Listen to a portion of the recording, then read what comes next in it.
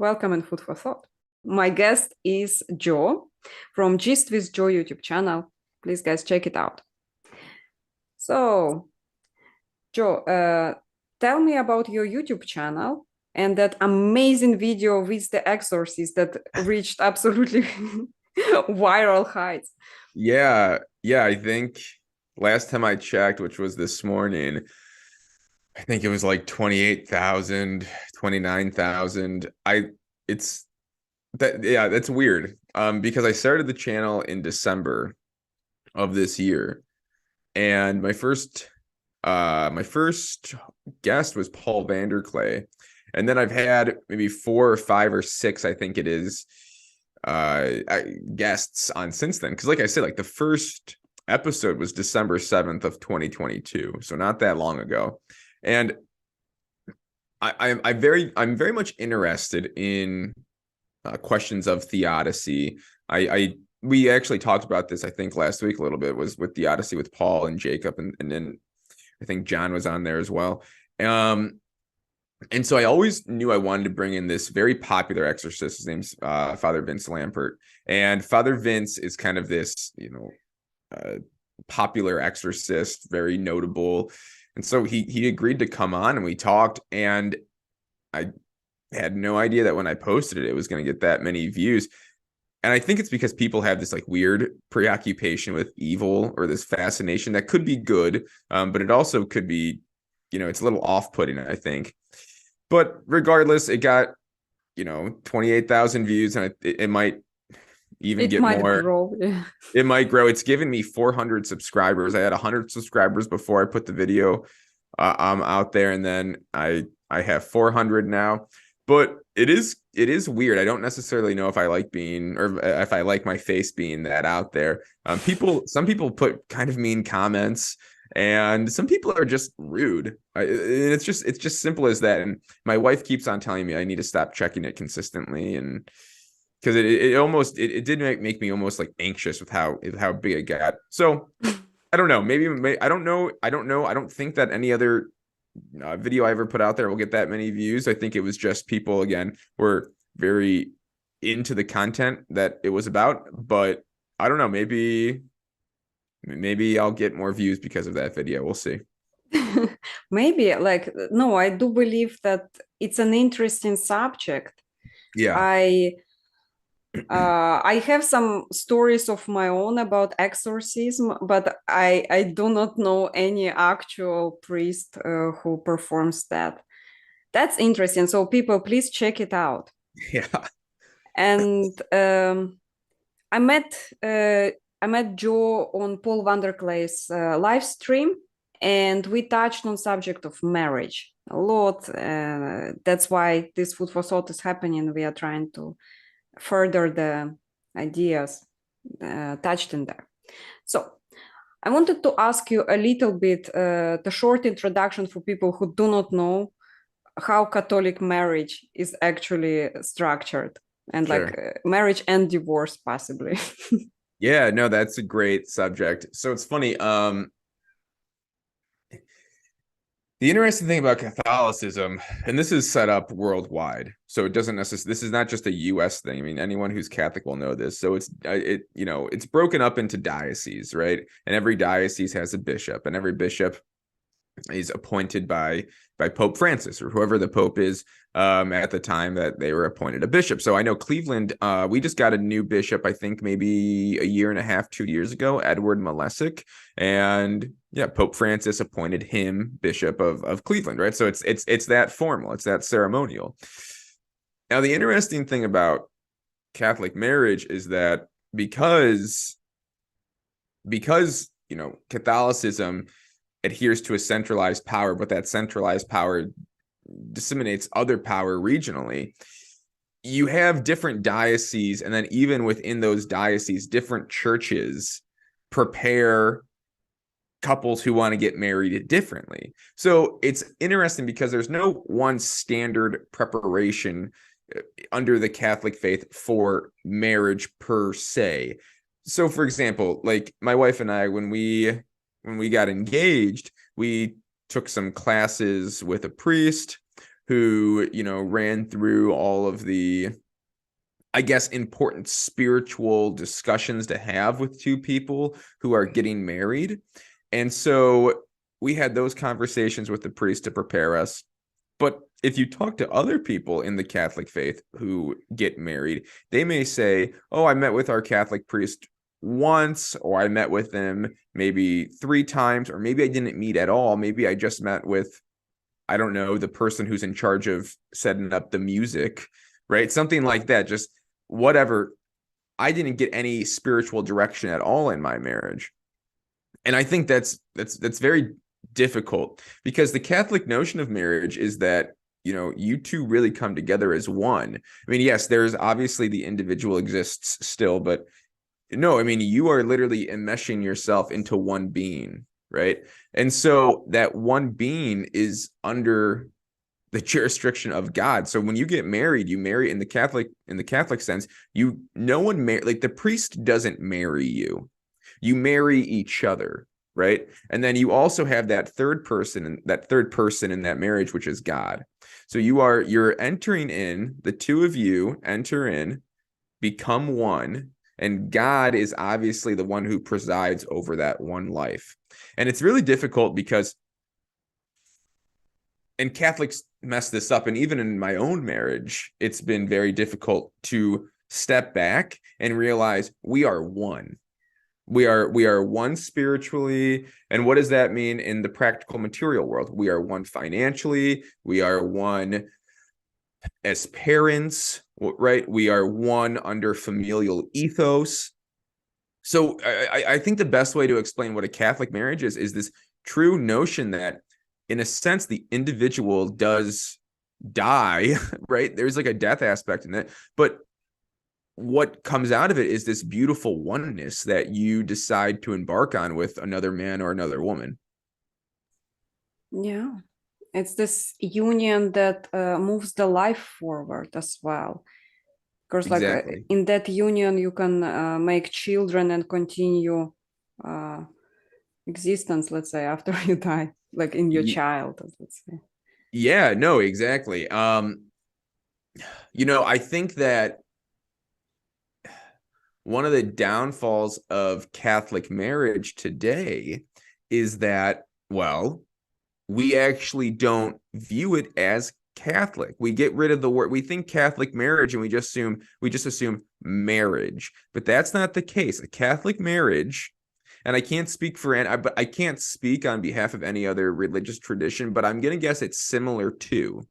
But again, in a Catholic marriage, you cannot rid the notion of oneness, and people do that all the time. They just equate Catholic marriage with secular marriage, and that's not true. There's something very different between a Catholic marriage and a secular marriage. I mean, and again, so many Catholics, including at moments in my own marriage, have we forgotten that we've forgotten the Catholic piece in all of it, and we just think that marriage is secular. And it's, I mean, there's so many like ways in which this can be seen. I think a perfect way is, you know, we all talk about, well, what do you do in a marriage? And you brought up the child aspect, right? The bringing on in life. So obviously sex is a big part of a marriage, right? It's how you populate, and it's actually one physical way in which you become one for a bit of time. Even with that, right? So it's like, are we having Catholic sex, or are we having secular sex?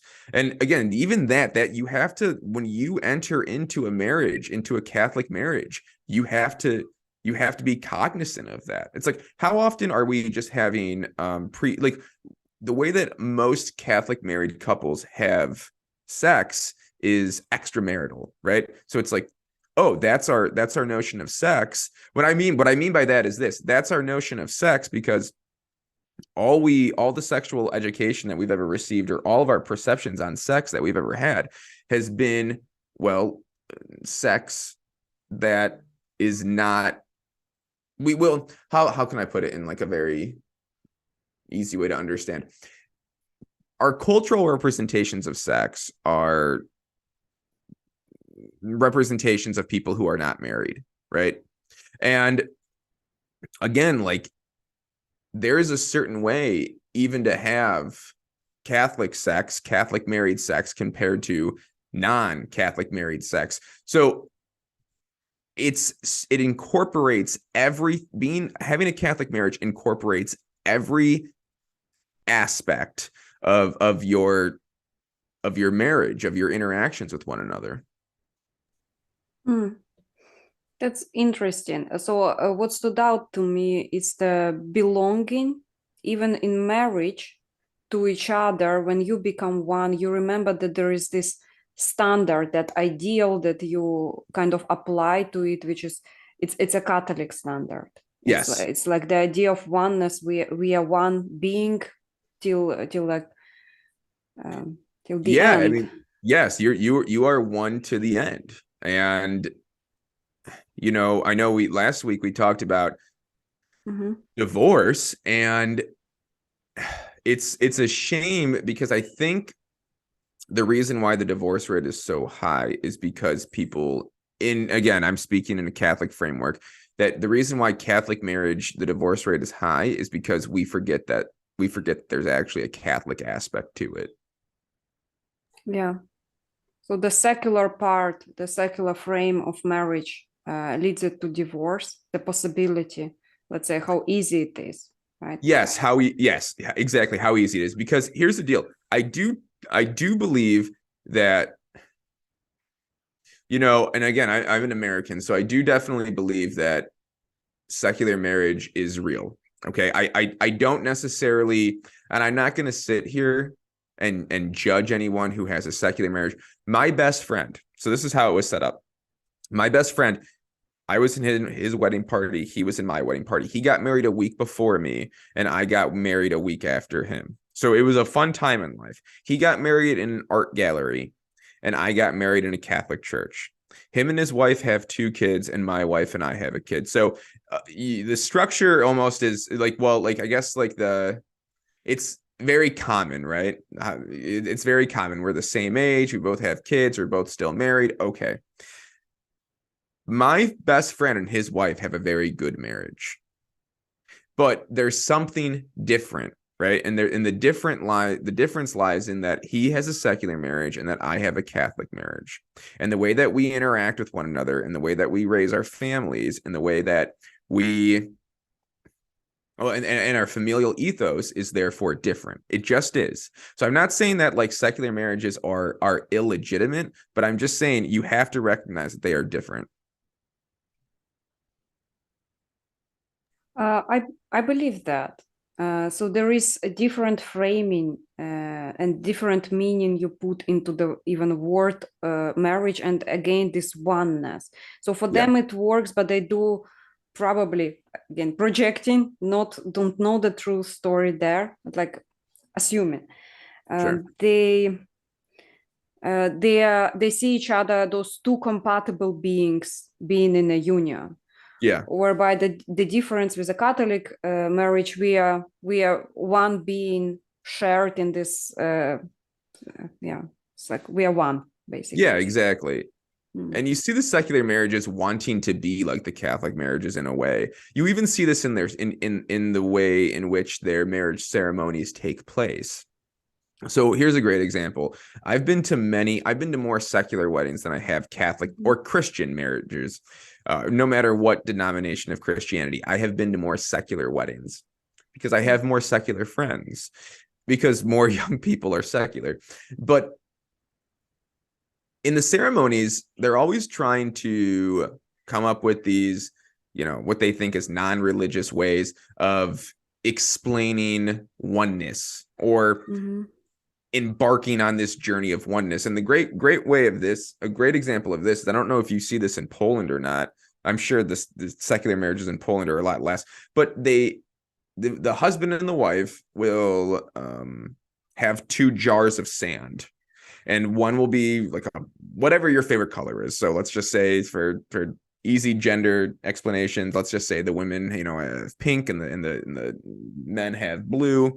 And what they'll do is they'll take these two jars of sand, and then there'll be another jar, and you pour them in the middle and you shake it up. And now like your jars of sand are somehow combined. Now, what the hell does that mean? I don't know. Like that's very, for me being a religious thinker, I go, oh, you're just trying to mimic this oneness that at the same time you are also trying to reject. So it's a lot of like contradictory nature. But even, past the ceremonies, a lot of secular marriages have Catholic or Christian expectations, right? So it's interesting because a lot of how secular marriages want to function, they want to function together as one, but they have it's this constant battle, because at some point in your marriage, you are going to want your husband or your wife to be,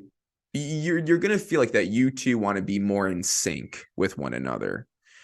But at the same time, you have this other like little voice in your head saying, oh, is this right? Am I being too naggy? Am I being too jealous? Am I being too much of a woman? Am I being too much of a man? And that's all due to like cultural reasons, right? That's all due to like what the cultural zeitgeist is. So it's very difficult. And this really, I think, upsets and confuses a lot of people in secular marriages, because at one point, again, they want to be more one, but then on the other side, they're even questioning, oh, is oneness even a good virtue to strive for?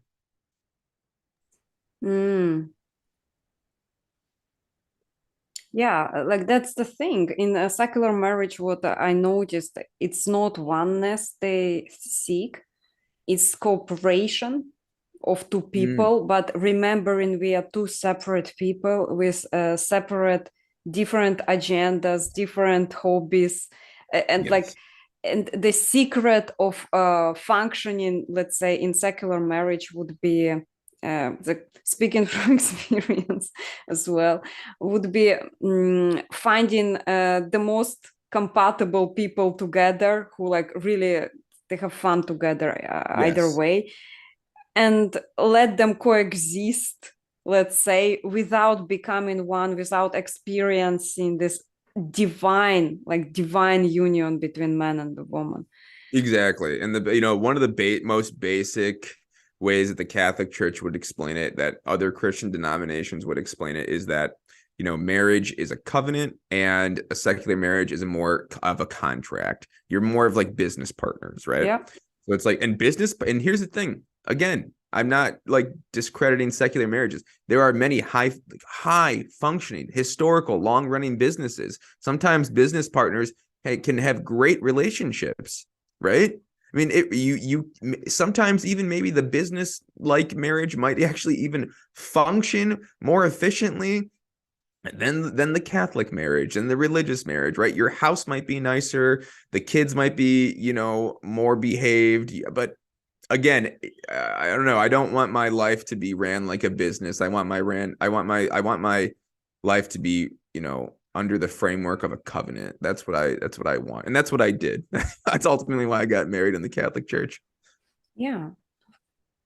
So I talked not long ago to a Catholic husband of a non-Catholic wife, and he's a father, so Yeah. he has children, and he was almost tearing up by trying to describe how difficult it is to have that dynamic where he brings the values from Catholic religion to his children, and his wife's like, why are you teaching that to my children? It's like that difference actually happening. And even though at the beginning of marriage there was this love, let's say, that kept it inseparable, Yeah. the differences in ideas actually led to a lot of conflicts in between them. I did not put this conversation up on YouTube. I kept it private. Just like those stories heartbreaking in a way. Truly. It's nice when you have people that both agree to have this social contract, let's say a secular marriage, Yeah. and they both, everything is negotiable, let's say. But then in a Catholic marriage, you have this one standard, that one union, and if you have something to negotiate, you actually look and read in the guidelines, let's say, for the marriage. My Mhm. my older brother, they'll never watch this, so I can say it.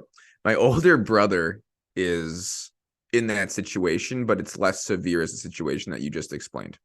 So my older brother is very Catholic. He is a lawyer. He used to be in the seminary, so he was actually going to become a priest, but dropped out. He has 2 kids. He is married, and his wife is not Catholic. Now, it's always interesting because, well, as you explained, right, it could be tensious. Now, my brother and his wife were married in a Catholic church. So there, and she's raising, for the most part, my nephew's Catholic. So, and even with that, she'll attend mass. She'll go to mass with my brother on Sundays. She's even in the she's even in the finance committee for the church they go to. So it's like she's an active member actually of the church community. She allows for Catholicism to be in the house. She allows my brother to express that Catholicism. There's Catholic imagery in the house. It's easier for that because at least she's willing to, bring in the Catholic ethos into her life. But even then, I see it. I see it as it's gonna have difficulties now. And that's a little different, right? Because technically, even if she's not Catholic, they do technically have a Catholic marriage, right? Because again, being married in the sacrament of marriage in the church makes it, to a degree, Catholic. But I'm always curious about what their futures are going to look like. Because at the end of the day, and one of my prereqs for getting married was that my wife needed to be Catholic. I didn't care what ethnicity she was or anything like that. Some people do. No, I just wanted her to be Catholic because it really does make it more difficult at some point in your life, to make these foundational familial decisions. So my heart breaks as you just told me the story of the man that you interviewed with his wife, who sounds a little acrimonious or ambivalent to Catholicism or raising the kids Catholic. Yeah. In Poland, I meet a lot of mothers. I'm in a circle of mothers, and they are Catholic, with Catholic children and Catholic marriages, and they talk about what's the communion is like. And there is one mom who never worked her entire life. She has 5 children. She's gorgeous. She's absolutely good looking, beautiful woman with absolutely gorgeous children. And I talked to her because I'm versatile. I'm doing so many things, and I have friends. I'm going out, I'm singing, I'm doing all of that. She doesn't do any of that. And I asked her, is she happy? Because I do it and she doesn't. And she said, like, yes. And I said, why? And she said, because all my life I wanted to be a wife and a mother. All my life, that was my biggest dream, and I'm doing it. So she has 4 boys and a girl. Oh, God bless her. Yes. It's like, and I asked her, is her husband happy? And she said, he felt unhappy at the beginning, but now that he is fully on Catholic, he accepted the religion, because she was the Catholic when he wasn't. It was a different marriage. I didn't know that before. And she said, the moment he gave in, Yeah. he became happy. And they are like, I know people who like Catholic on paper, but that couple actually prays every meal. Yeah. It's like, wow, like I don't do. I'm sorry. It's like I don't pray every meal. Although it is a good tradition, actually. It is. That's a good Catholic family, I'm sure. Yes. And I think there's some. I don't think these things are that difficult.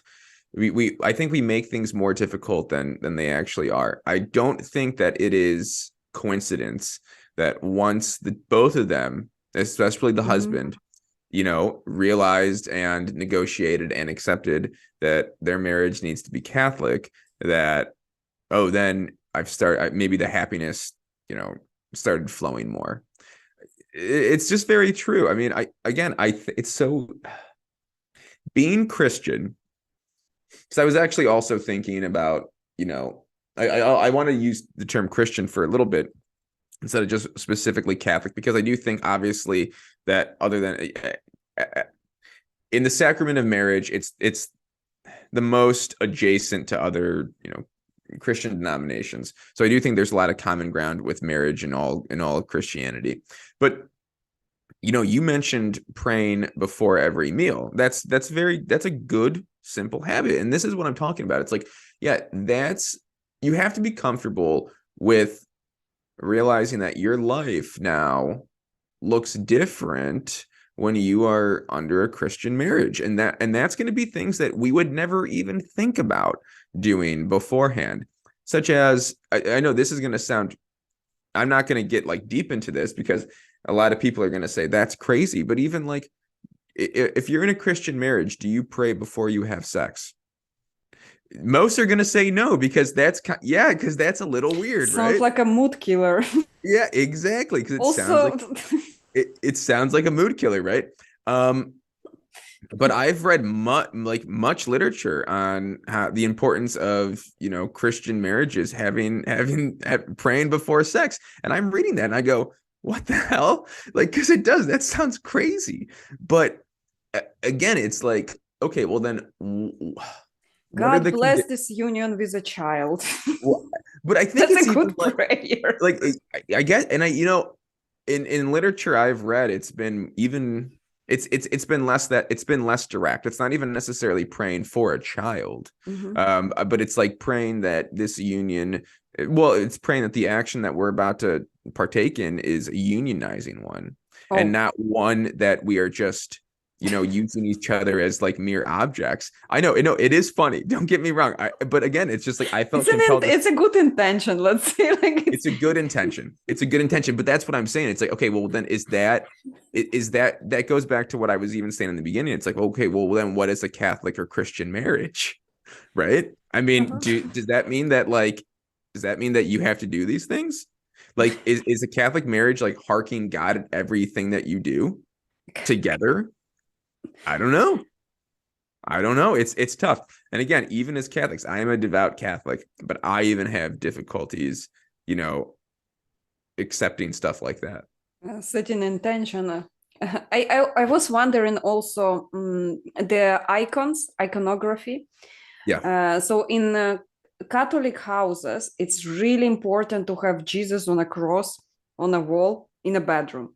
It's like Yeah. it's like, do you guys like turn the lights off, or like are you trying not to keep the eye contact with Jesus, or you We don't do? yeah, that's right. You Like, you got to cover Jesus up, and but no, he I'm joking sees around. anything, everything anyway. Like, so you have to That's just right. So it's like, accept. really, what's going on? No, it does. This opens up a conversation that we don't need to go into, but I am interested. I mean, my part of my interests lie kind of within um theological aesthetics, which then also which so that's going to be beauty. So then that's obviously going to incorporate sexual union. So there are a lot of, a lot of serious Christian thinkers have written on this subject or have touched on this subject. One of my favorite Catholic theologians is a Swiss theologian by the name of von Balthasar, Hans von Balthasar. And so he was very influential for Pope Benedict XVI and also Pope John Paul II. And so, he talks a lot about the theological aesthetics, so beauty. He talks about the sexual imagery of he just talks about the nature of sex, and he also talks about the sexual imagery of the relationship between Jesus and the church. So Jesus as the groom, or the bridegroom as he calls it, and then the church as the groom. And so and when you read these theological texts, there is a very there's a very intentional, the sexual imagery is intentional, and you're not thinking about it correctly unless you think about the sexual imagery. And again, it makes a lot of people uncomfortable because this is weird, like that's a mood killer, or I don't want to think about it like that. But what I'm saying is that this is like that people, one. yeah, people have written about this and are writing currently about this. And I would love to do I wouldn't actually love to do a study, but I'd be interested in reading a study between marriages, Interviewing people about that. yeah, like marriages who incorporate prayer in all aspects of their life compared to marriages who don't incorporate prayer into all aspects of the life, and who has a higher divorce rate. I don't know if that's like very pseudoscience. I don't know if there's a connection No, there, but it would be an interesting discovery it actually, to would be find out what are the interesting. statistics actually. Right. Oh, but it's like, okay, yeah, I don't know. The idea of, like, to me, prayer is something really, really beautiful. It's holy, like prayer is Yeah. protection.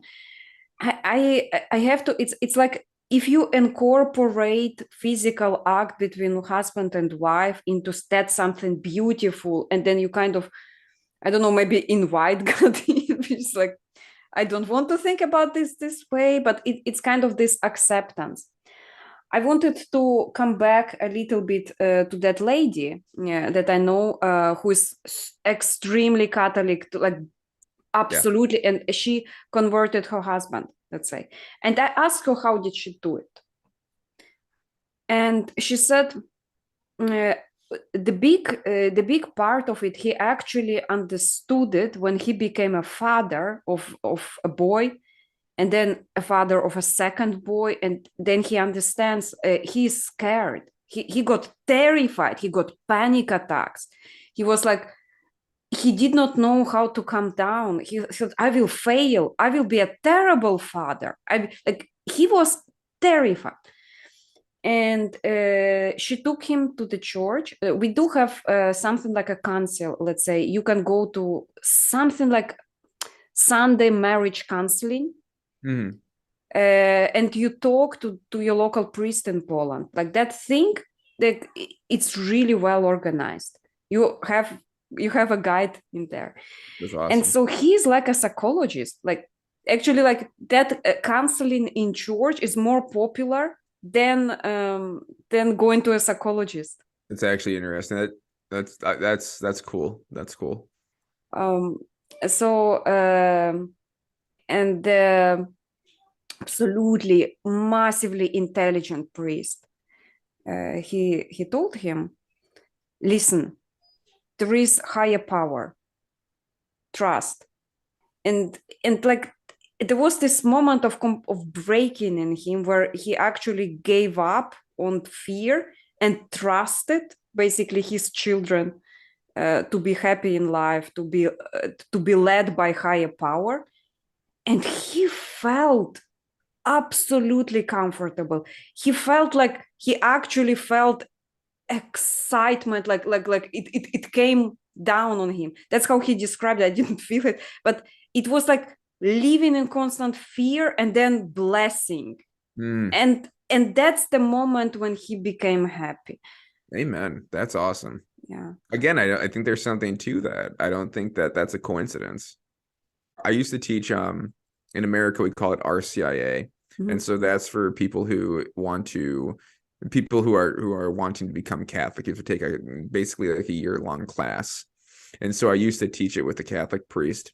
So hopefully I didn't create any heretics or anything like that, but it was a very like beautiful moment in my life, just because I loved seeing people, take this and well, just like walk this journey, and I felt so honored that I was able to walk with them in this journey. And one of the really most beautiful uh students, I guess I can call it, I ever had was or one of the most beautiful situations I ever had with a student was she was married to this guy for her and her husband to this guy. Her and her husband have been married for 30 something years, two kids, grown adults. And she was never ambivalent to Catholicism, but she just never converted to Catholicism. And just that changed one day. And then just like now seeing her in church, and you can just like look at this woman and she is exuding happiness that she was not exuding beforehand. And it's just again, I smile, and I smiled when you were talking about it. I'm not trying to, I mean, my MO is never trying to, I know this might make people upset, but I try to be more pastoral in my ministry. So I'm not like, directly looking to ever convert anyone. I'm just always directly looking to like have conversations with people and seeing what they have to say. So yeah, when you said, that's nice. I mean, I would run with it. That's my advice. Maybe just see how it goes. It sounds like you're doing all the right things. You're praying, and if you feel ever called to be Catholic, I maybe don't shy away from the call.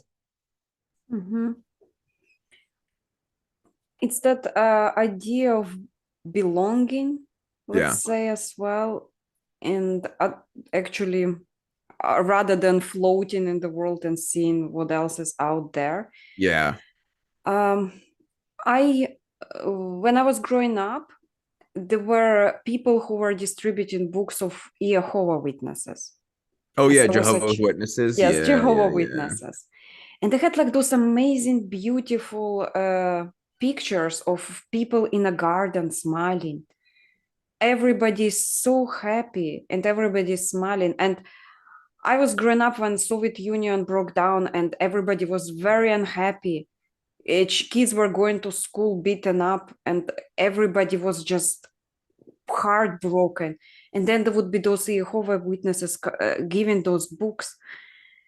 And I looked at it and my mom said, it would be good. It would be really, really good, but it is not yet real. And so she told me this is like, if everybody would convert, let's say, maybe it would be possible, but it's not there.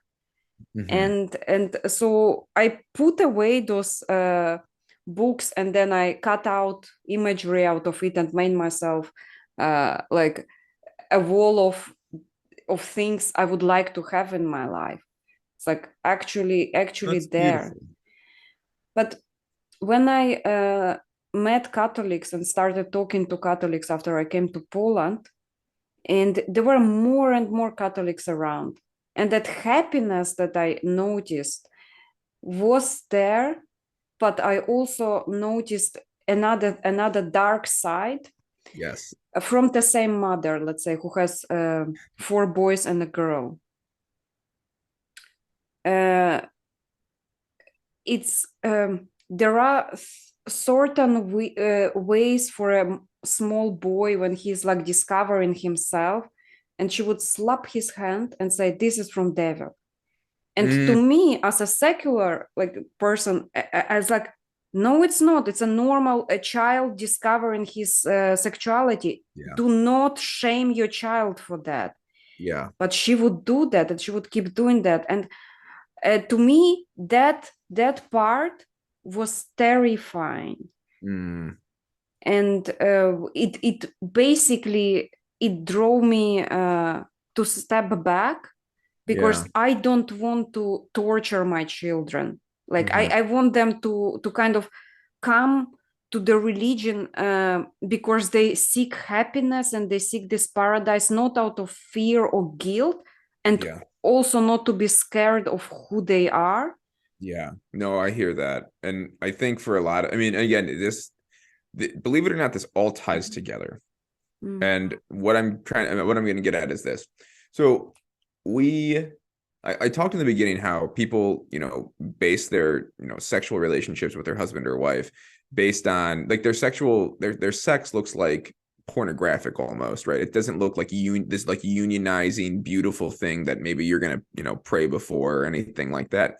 And so yeah, you hit it on the head, I think, and that was like really insightful. And a lot of people are so scared that people just assume sex and assume sexuality is gonna lead you down a path of like lustful hedonism. And that's not necessarily untrue, right? I mean, I don't, that mom, maybe if that boy was, maybe she caught her boy looking at pornography. Okay, well, you might have to, you should redirect that behavior to a degree, because then that opens up the door for, well, all the bad things that pornography opens up the door to, right? So that can open up the door to lustful hedonism. That can open up the door to disrespecting women, to thinking that sex looks a particular way.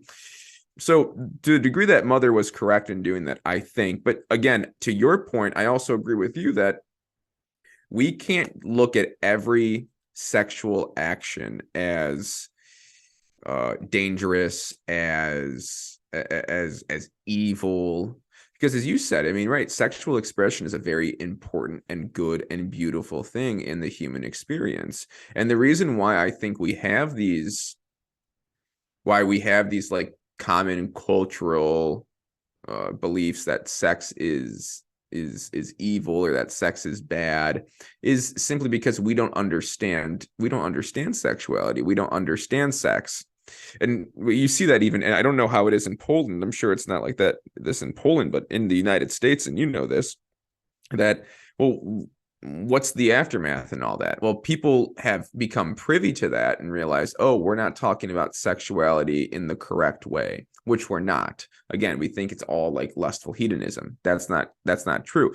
Under a particular way, under a godly framework, right? Sex and sexuality is a beautiful thing, but we reject God. So we've said, oh no, sex and sexuality aren't being talked about correctly, but we also don't want to talk about God. So the way that we're going to talk about sex and sexuality is we're going to just go overboard, right? And we're going to talk about, well, now we're going to advocate for and discuss and talk about these sexual habits that could be very dangerous.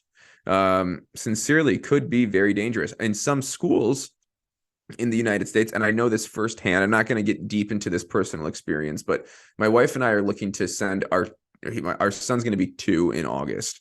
And so in America, right, there's a lot of these like different schools who have like 2-year-old programs. It's different than a daycare per se. It's an actual like, it's actual school. And the one school that we were looking at, there was a book, and it had the author of the book was a famous American drag queen named RuPaul. I don't know if you're familiar with this person or not. I heard the name. And RuPaul published a children's book, and there's images of men in drag, and I'm like, well, our son's not going here, because like I'm not sending my son to a school that is advocacious of exposing 2-year-olds to drag, right? So my point is this: like we should talk about sex and sexuality. We should reclaim it in a way. Unfortunately, in the United States, the effort to reclaim has been even more dangerous and more insidious, and it has done more damage. So I think we're in a very big mess when it comes to sexuality. In that particular case of that mother, the child was 3 years old. So she was already implanting that idea into a boy, which terrified me. And then I talked to another Catholic mother of a boy and asked her how she deals with that. Yeah. And she told me, well, as you said, I put it into context. Sure. So that's what she did. And I think if children are explained the true, like, the true value of sexuality, that what it is, other than like, no, that's a devil thing to Sure. Yeah. a tiny child. But just like, let it be, but then Let it be. explain in the context why, and then it makes more sense to me. Of course. And call the things by and call the parts by their proper name. I know that's one thing that my wife and I talk about all the time. It's like, Yeah. you hear couples, or especially, I don't know how it was growing up in your particular culture, but in American culture in the past generation, and especially in 2 generations ago, right? You wouldn't call, mothers, grandmothers, God forbid, you call a penis or a vagina, right? You call it something you just call it a softer name, right? And you never actually claim what it is. And it's just like, no, this is where it starts. It's just like, call the anatomical feature what it is. Like, that's what it is. Um, you had fathers who would never, and again, I, this might be cross-cultural, but you had fathers who would never change diapers, right? You would have fathers who would never really see their children naked. That's odd, right? I mean, it's like, why? Oh, well, boys, men shouldn't be, looking at children naked. Well, it's different when it's your own, when it's different when it's your own son. And I think this feeds in to the belief that, like, men especially are, or men, but in a more general way of thinking about it, that there's always this, like, kind of weird, I'll use the word insidious again, like, sexual deviancy at the heart of these things. And it's like, well, no, like, this kid is just trying to figure out what he has between his legs. So it's just like, you don't necessarily need to slap their wrist because of that. They're just exploring literally who they are. And then again, to bring this into the Catholic context, what God gave him, the parts that God correctly gave them. So it's like, yeah, call it, yeah, you're touching your penis. Okay, like, why? Does it hurt? Is it itchy? Right? So just, it's always interesting how, in my experience, I see parents not treating their kids. They treat their kids like kids, which is appropriate, but you also have to treat your kids like they are humans, right? Um, and again, I think this all incorporates into this, mess of sexuality that we've gotten ourselves into today in the West. I had that luxury growing up when my mom was immediately treating me as an adult. So I was getting full context to everything, even if I don't ask for it. Sure. So it did help me later on in life to kind of navigate through different cultures as well, to see different things. I don't know. In Poland, fathers help with children diapers. It's normal. That's I never nice. Yeah. heard that it's kind of bad, forbidden. It's like the only extreme case that I know of this very religious mother. Everything was wonderful until she did that in front of me, and that kind Sure. of pulled me back from seeing full-on happiness. It seemed like, and then not everything is that happy. Sure. I got worried about the child. I see. Yeah. Right. And that makes sense. I think that's, like, appropriate. I But mean, like you said, there's a lot of, like, well, happiness is it's a difficult thing, and obviously it waxes and wanes, throughout our life. But so I like, that couple, I think happiness, I think, is I equate happiness with more like, people decide whether or not they're happy based on material needs, and I don't think that's necessarily wrong. I think the thing that we should strive for isn't happiness per se, but it's joy. It's this sense of joy, or being joyful, and I think that's actually the more directly what as we were talking about when we were talking about like Catholic marriages or like these Catholic couples that we identify as happy. I think the more appropriate emotion is that they're joyful. I mean, things are going to happen in their lives, right? And I'm sure that the couple that you know deal with things every day that don't make them happy necessarily, but because God's in their life, they have that baseline joy that's ever present that allows them to keep on going even when life is not necessarily happy. Yeah. Well, that's amazing. So, Joe, thank you so much for coming in. Guys, please check out all the links below. Watch the videos, interview with Paul, also interview with Exorcist.